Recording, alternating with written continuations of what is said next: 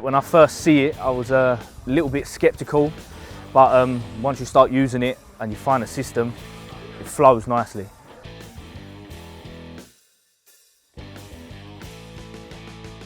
So my name's Billy Wood, I work for TRAD Scaffolding, I'm the foreman looking after the job here. It's a demolition project. We've got a 14-week programme to provide full access scaffolding level 1 to 14 and a full protection fan on level 5 and level 10. I've been using LIFTBOT now for roughly 10 weeks. It just looks small and it's very different from what we're used to, the old-fashioned way of rope and wheel. Once you start using a LIFTBOT, you quickly realise just how much you can fit in it. I think luckily the components with system is normally maximum 2.5, 3 metres that go in the LIFTBOT, so you can get a lot in there. So the LIFTBOT travels up and down by itself. You just need a man at the bottom and a man at the top to press up and down. Definitely a lot better on your body rather than pulling up for 10 hours a day or even breaking materials in at the top of the scaffolding.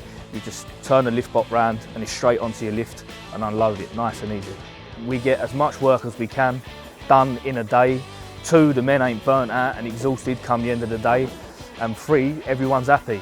Personally, my men much prefer using a LIFTBOT rather than pulling up for 10 hours a day because it's just physically demanding.